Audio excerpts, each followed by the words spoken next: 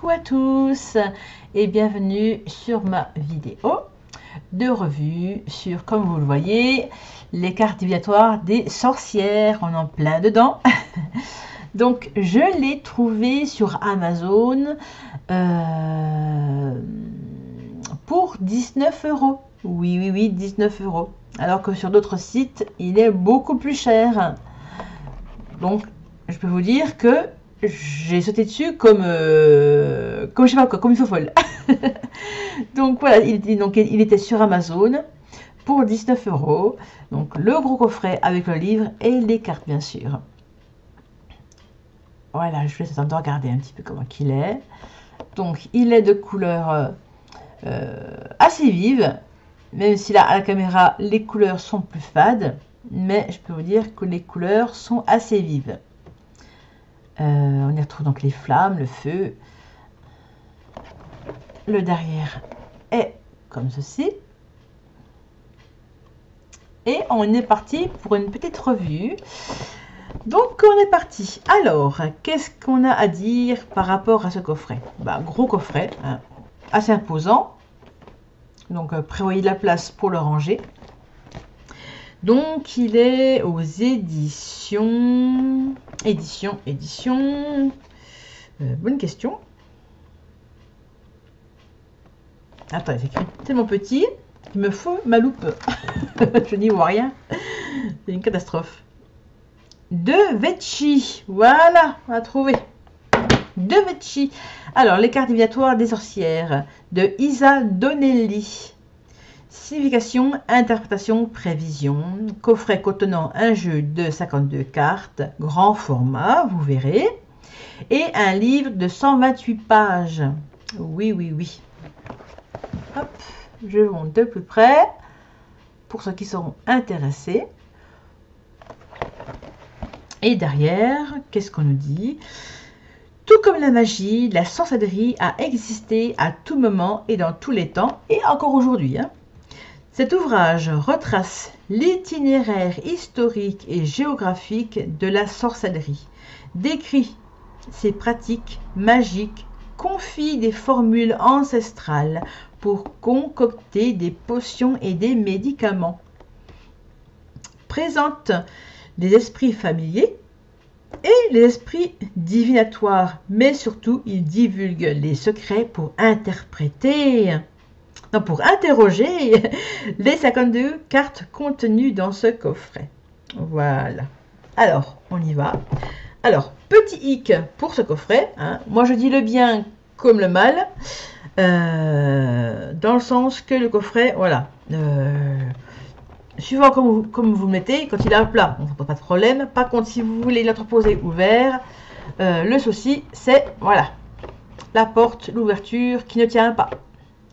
Donc ça, je l'ai rencontré sur d'autres oracles qui ont le même type d'emballage. Et là, le carton, franchement, c'est beau. Vous voyez, c'est déjà ouvert. Donc, j'ai rien demandé. Voilà, donc il s'ouvre. On a le livre qui se promène. Donc ça, c'est pas top parce que, voilà, lors du voyage par la poste, ça peut bouger, ça peut s'abîmer, etc. Donc là, je suis pas super fan. Donc, petit livret comme ceci. Voilà, on y retrouve rien de bien fabuleux. Et hop, oula. Alors par contre, vous ferez attention quand vous l'ouvrez, parce que là, au niveau, je sais plus le nom, on va l'appeler jointure, ça fait crack. Donc faites gaffe à ce que ce soit pas pété. Donc allez-y doucement, pas comme moi. Soyez douce, très douce. Donc on y retrouve l'introduction. Bon, par contre, c'est écrit petit. Je suis pas très fan de l'écriture petite comme ça. Voilà, nous avons donc les sorcières dans l'Antiquité. Donc on a un petit peu d'histoire. Portrait de la sorcière.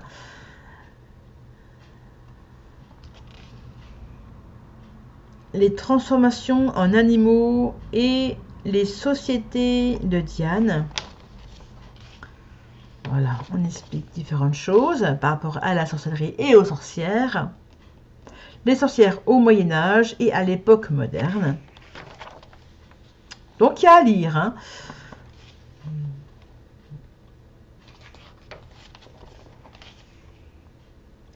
On parle de torture, les instruments de torture, le bûcher.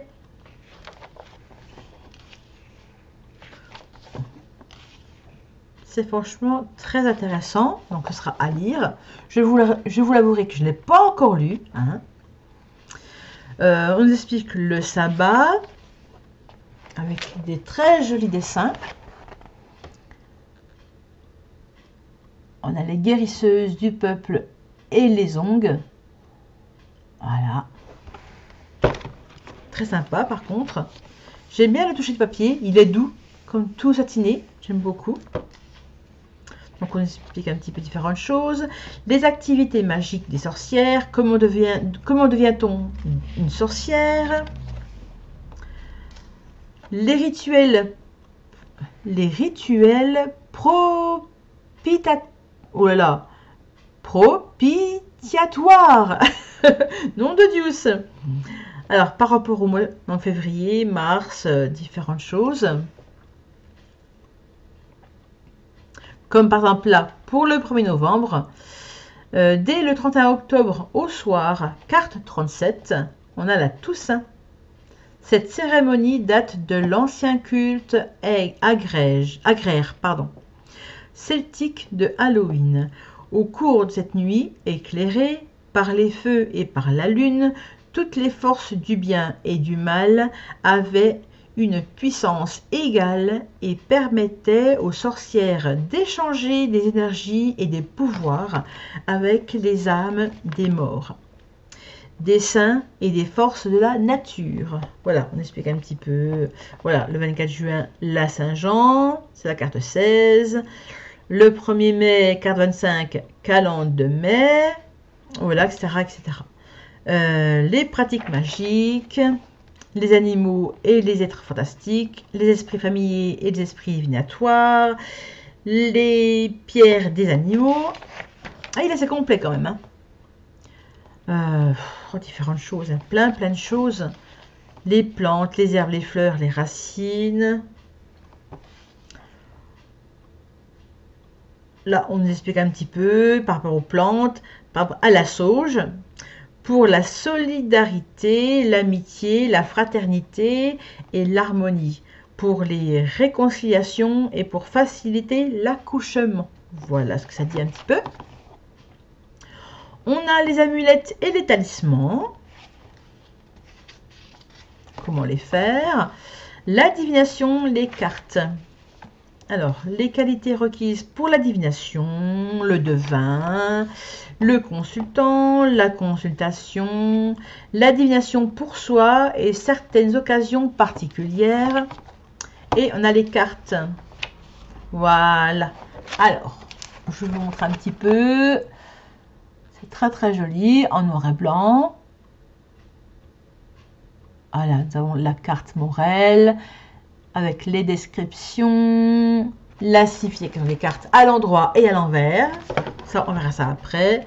Donc voilà, hein, je vous fais pas le tour. Alors, est-ce qu'on a des tirages, par exemple? Donc là, on arrive, les jeux de la divination. Qu'est-ce que ça nous raconte? Les jeux de saison. Je crois que... Ah, les voilà. Nous avons les tirages. Ok. Donc, on retrouve les tirages ici, tout en bas. Le jeu de voyage pendant la nouvelle lune, par exemple. Le jeu des 7 cartes du passé, du présent et du futur. Qu'on retrouve ici. Le jeu du oui et du non. Le tirage du jeu de l'amour. Le jeu des 3 cartes pour la situation actuelle, événements et conseils. Le jeu pour le mois. Le jeu du cercle pour la nouvelle année. Le jeu des 12 maisons du ciel. Donc franchement, là, on est gâté, hein. On est gâté. Ensuite, donc là, on est toujours sur la roue. qui est assez complet, effectivement. Donc, ce sera à vous de voir. Et à la fin, donc on retrouve la table des matières. Voilà, voilà. Et maintenant, on attaque les cartes. Allez, on met ça sur le côté. Ça enregistre? Oui, ça enregistre. Alors, l'intérieur, pareil aussi. Là, on est allé vraiment à l'économie. Hein, c'est pas... Voilà. C'est pas transcendant. On prend les cartes comme ceci. Donc voilà, hein, c'est un marron rouge, tout ça, tout simple. Hein. On pose ça sur le côté. Et les cartes. Alors là aussi, il y a du bien et il y a du contre. Hein. Donc là, on est sur un format grande carte. Un peu comme les grands tas, un peu comme les grands cartes de tarot de Marseille. Pardon. Le dos est une roue. Roue où on retrouve les signes astrologiques, pardon. La tranche des cartes est neutre, donc blanc. Voilà. Bon, par contre, pour battre les cartes, c'est obligatoire comme ceci, parce que sinon, de l'autre côté, c'est pas possible. À part avoir des mains de Shrek, mais moi, c'est pas le cas. Donc voilà, il faudra tirer les cartes comme ceci. Elle glisse très bien aussi. Par contre, là, il y a un très très gros hic. C'est la qualité des cartes. Donc, j'en ai eu pour le prix que j'ai acheté. Hein, et encore, parce que voilà. Je crois qu'on entend au son. Elles sont hyper souples. Alors là, par contre, c'est juste pas possible. C'est juste pas possible, les gars. Non. Mais moi, je préfère mieux avec des cartes canson, quoi. C'est trop souple. En fait, c'est une feuille, en fait. C'est une feuille. Trop... Vous avez vu quand ça se plie? Donc là-dessus, pour moi, niet. Hein. Par contre, les dessins seront beaux. Je vais vous les montrer. C'est très joli. Donc là, on peut donc tirer les cartes à l'endroit comme à l'envers. Vous verrez. Allez, on y va quand même. Alors, on a la 15, la carte corail. Alors, à l'endroit, on nous parle de bien-être et de guérison. Ah, sinon, elles sont jolies. Hein. J'aime beaucoup les dessins. C'est aussi par rapport à ça que j'ai acheté, parce que j'ai beaucoup aimé les dessins. Et quand on la tire à l'envers, on a tension et fatigue. Voilà. Allez, on est parti.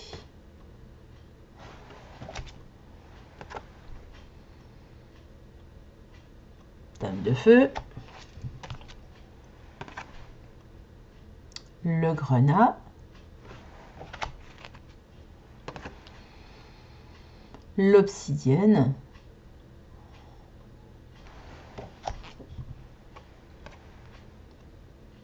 Saint-Michel.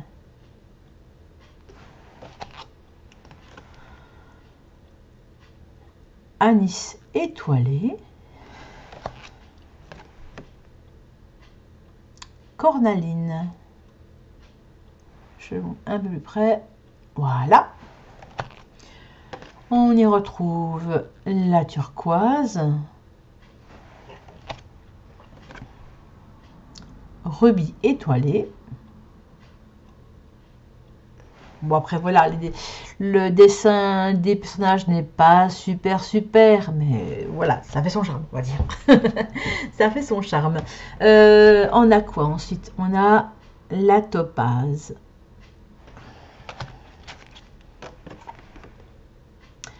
Tourmaline verte.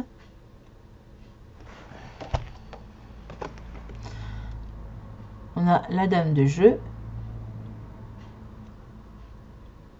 Pour moi, dans le sens divinatoire, les cartes se suffisent à elles-mêmes. Il n'y aurait presque même pas besoin de nom, de signification.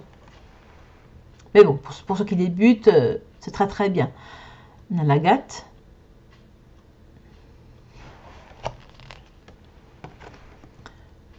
L'aubépine.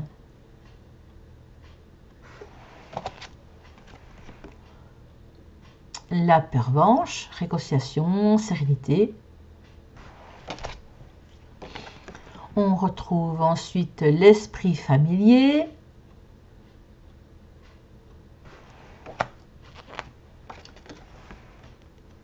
La mandragore. On la retrouve ici, pardon, ici en bas. On a Morel. On retrouve les pierres et des plantes.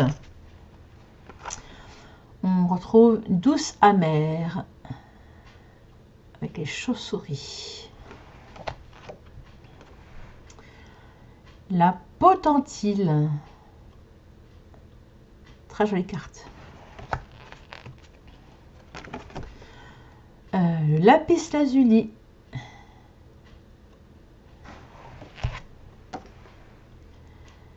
L'esprit du blé. Par contre, je ne comprends pas pourquoi on nous parle d'esprit du blé, mais on nous montre des coquelicots. C'est un peu bizarre. L'œil de tigre.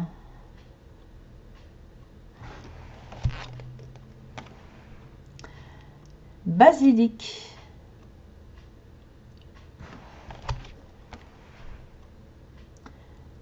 Le laurier.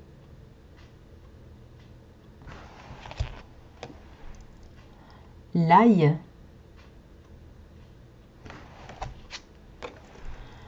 Le calendre de mai. Champignon.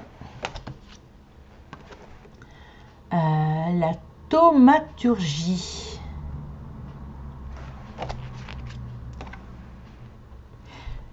Le cygne, voilà.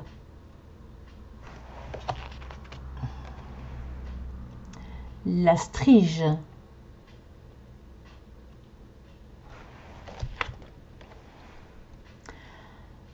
Rue, voilà. Comme la rue.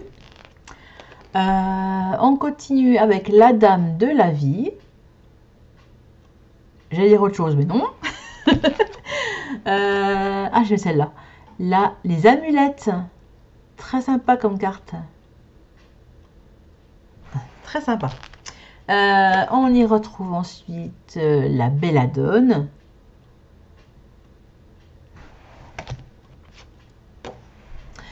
Le cercle magique. Voilà.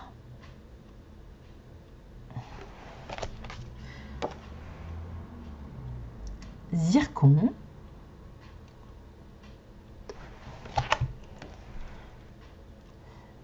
Toussaint. Voilà, on la retrouve.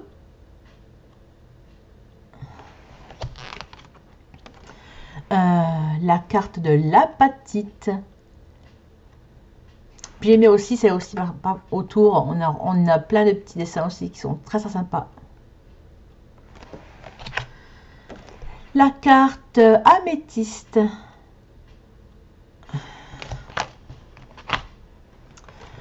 La stramoine.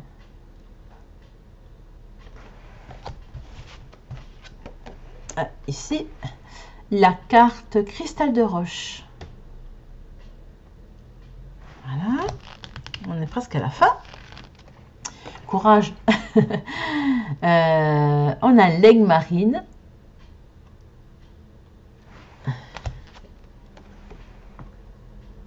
La pierre de lune.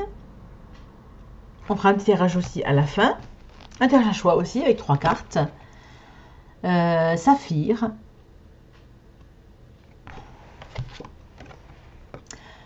Le chêne sacré.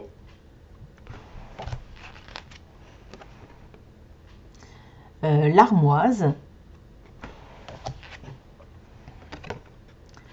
L'angélique. Le jaspe rouge. Voilà.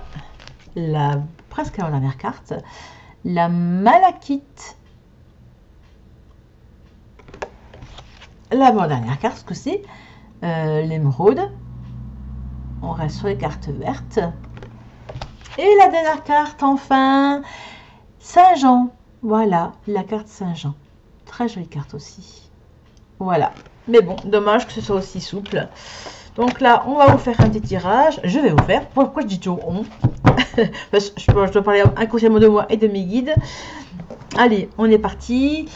Tirage à choix pour vous avec 3 cartes. Alors, déjà pour brasser, c'est pas super parce que les cartes se tordent. Ah, c'est pas génial du tout. Hein. Ah, j'ai peur de les casser en fait, de les déchirer. Hop et hop. Allez, 3 cartes pour vous. 1, 2 et 3. Vous pouvez mettre la vidéo en pause, le temps de choisir. Allez-y maintenant, à partir de maintenant, mettez sur pause s'il y a besoin et prenez le temps de choisir une carte. Celle-ci ou celle-ci.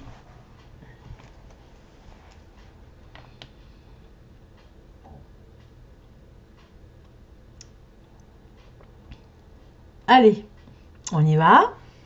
On est prêt? On commence par celle-ci. Alors, on a la carte des amulettes. Alors, on nous parle d'aide et de collaboration. Donc, ceci donc est un tirage général et intemporel. Donc là, on nous parle d'aide et de collaboration. Donc, faites-vous aider. Faites un travail en équipe. Voilà. Celle-ci. On nous parle de la belladone. L'étrangeté et la liberté. Je vous la montre.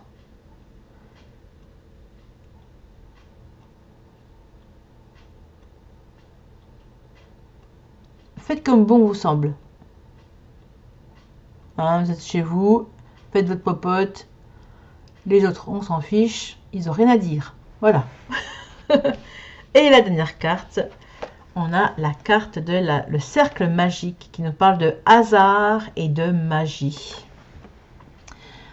Donc, ce tirage peut vous parler ou pas, hein, ça dépend. Ça dépendra du jour, de l'heure, du mois et de l'année. Donc, il n'y a pas de hasard. Les choses arrivent parce qu'elles doivent arriver. C'est la magie de l'univers, en fait. Voilà pour vous. Je vous souhaite une très très bonne journée. N'hésitez pas à liker, à commenter, à partager cette vidéo. Et je vous fais de très très gros bisous et à très bientôt.